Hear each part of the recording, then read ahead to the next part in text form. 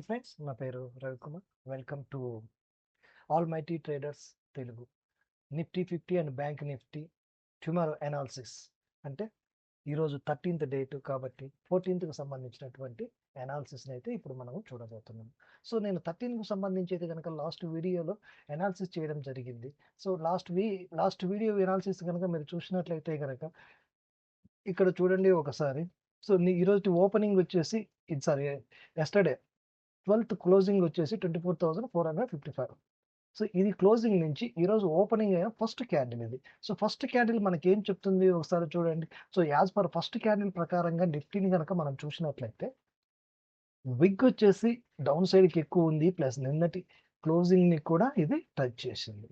Okay, యాక్చువల్గా 13th సంబంధించి నేను మార్కెట్ ఏమవుతుందని చెప్పాను, ఒకసారి చూద్దాం. సో నేను చెప్పినటువంటి మార్కెట్ ఏమవుతుందని చెప్పాను అంటే ఇక్కడ నుంచి కొంత ఈ 3 క్యాండిల్ స్టిక్ ప్యాటర్న్ ప్రకారంగా చూస్తే కనుక కొంత అనేది అప్ సైడ్ వెళ్ళడానికి అవకాశం ఉంది. సో అప్ సైడ్ వెళ్ళిన తర్వాత కిందికి వస్తుంది పూర్తిగా.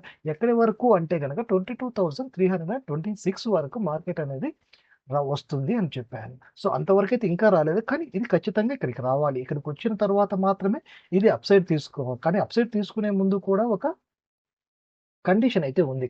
ఇక్కడ బాడీ ఏర్పడుతుందా, విగ్ ఏర్పడుతుందా అనే దానిపైనే నెక్స్ట్ దాని యొక్క మూమెంట్ అనేది మనము చెప్పగలుగుతాము. సో అది చెప్పాను నిన్న. సో ఆ విధంగా చూసినట్లయితే కనుక ఇది డౌన్ సైడే వచ్చింది. సో నిన్న నేను ఏదైతే చెప్పానో దాన్ని నా వరకు నేనైతే మాత్రం సాటిస్ఫై అయ్యానని అనుకుంటున్నాను. పోతే ఇంకా ఈ ఫస్ట్ క్యాండిల్ గురించి మనము చూద్దాం. ఏంటంటే ఈ ఫస్ట్ క్యాండిల్ వచ్చేసి ఇది డౌన్ సైడ్ విగ్ ఎక్కువగా ఉంది, అలాగే నిన్నటి క్లోజింగ్ని కూడా టచ్ చేసింది. అలాగే బ్యాంక్ నిఫ్టీ చూద్దాము. బ్యాంక్ నిఫ్టీ ఏం చెప్తుందో చూద్దాం ఒకసారి. First candle, only first candle. So ఈ ఫస్ట్ క్యాండిల్ ఏం చేసింది, ఈ సైడ్ అప్ సైడ్ ఎక్కువ ఉంది చూడండి ఇది. సో విగ్ అనేది అప్ సైడ్ ఎక్కువగా ఉంది, కానీ నిన్నటి క్లోజింగ్ ఏదైతే ఉందో దాన్ని టచ్ చేసింది. సో ఈ అప్ సైడ్ ఎక్కువగా ఉండడం వల్ల నిఫ్టీలో వచ్చేసి డౌన్ సైడ్ ఉండడం వల్ల ఫస్ట్ ఏం చేసింది, అప్ సైడ్కి వెళ్ళింది. కానీ నిన్నటి ఏదైతే 3 క్యాండిల్ స్టిక్ ప్యాటర్న్ ఉందో ఆ ప్యాటర్న్ ప్రకారంగా చూస్తే ఇది డౌన్ సైడ్ రావాలి. అలాగే నిఫ్టీలో ఉన్న దాని ప్రకారంగా చూసినా కూడా ఇది డౌన్ సైడ్ రావాలి మార్కెట్.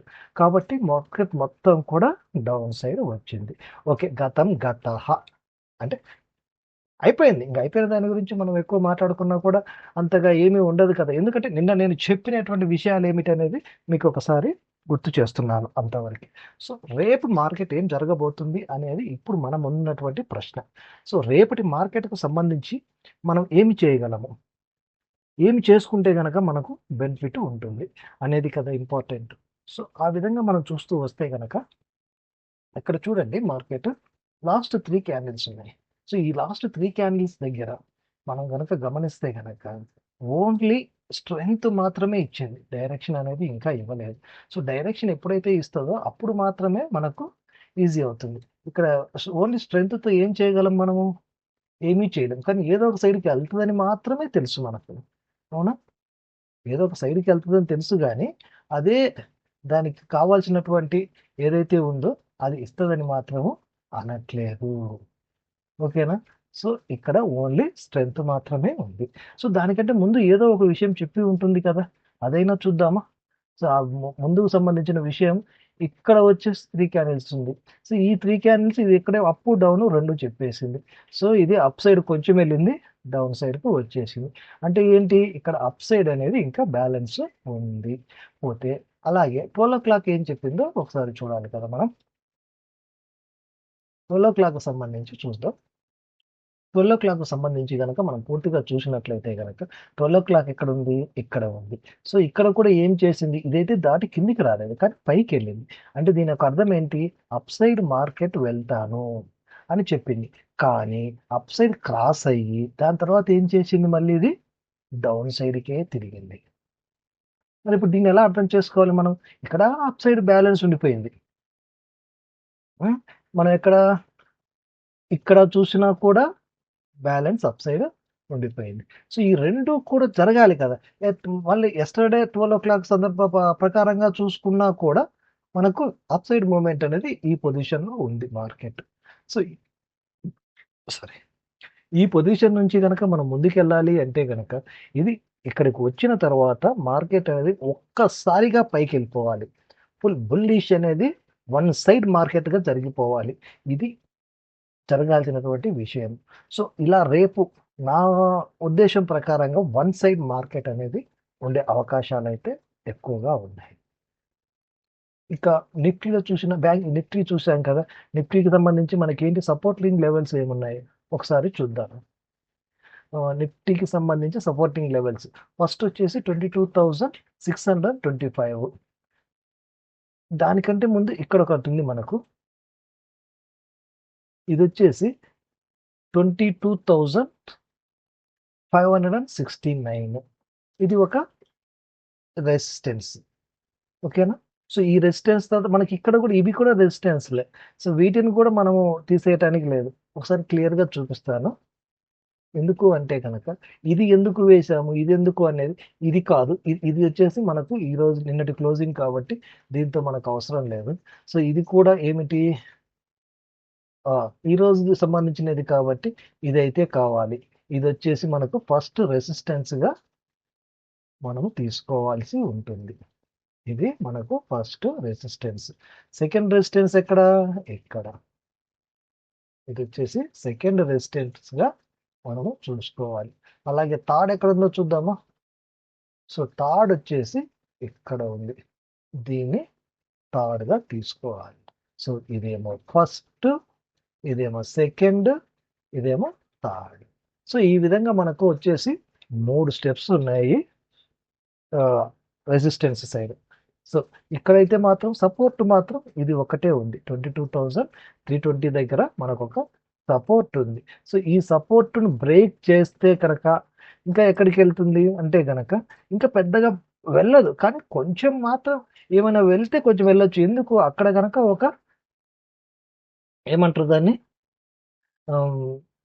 ఏర్పడితే కనుక ఏం ఏర్పడితే అక్కడ అనేది విగ్గు ఏర్పడితే,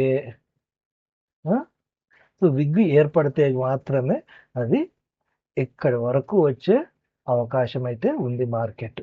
సో ఒకవేళ విగ్గు కనుక ఏర్పడలేదు అనుకోండి, అక్కడ వరకు కూడా మార్కెట్ అనేది రాదు. ఎక్కడ ఉంది ఇది, 22,000. ఇది తీసేద్దామా ఒకసారి. సో ఇది ఎక్కడ ఉంది, 22,256 కావడ 247, 250 అనుకోండి. 22,250 దగ్గర దీనికి సంబంధించి ఒక సపోర్ట్ అయితే ఉంది మార్కెట్కి. సో అది కూడా బ్రేక్ చేస్తే కనుక అంటారా, కొంచెం కష్టమే. అయినా సరే 22,156 అనేది దీనికి సపోర్ట్స్.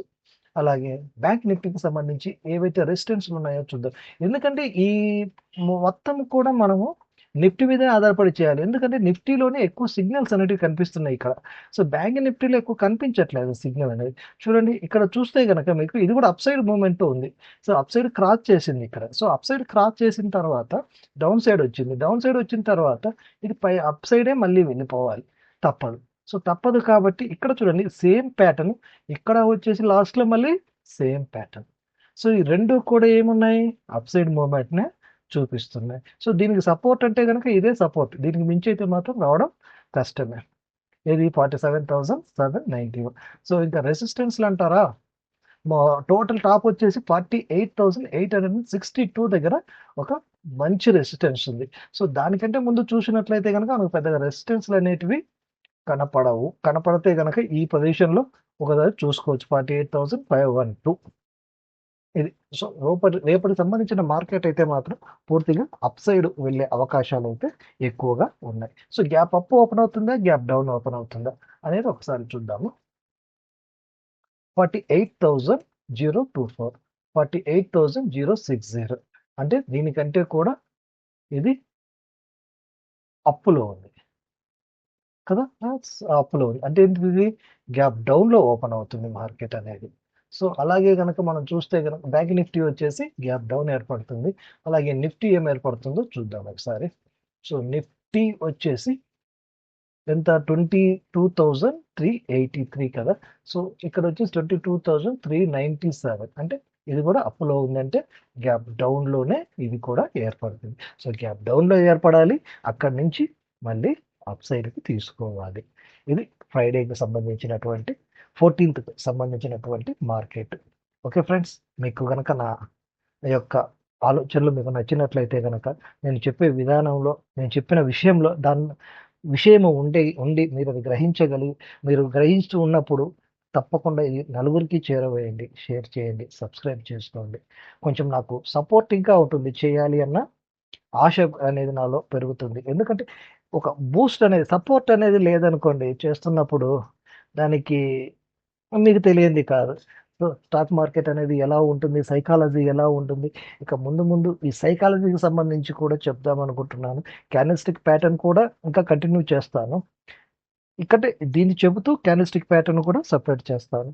సో, మీకు కావాల్సినటువంటి ఇన్ఫర్మేషన్ అయితే నేను ఇచ్చాననుకుంటున్నాను. Okay friends. Thank you. Thank you very much.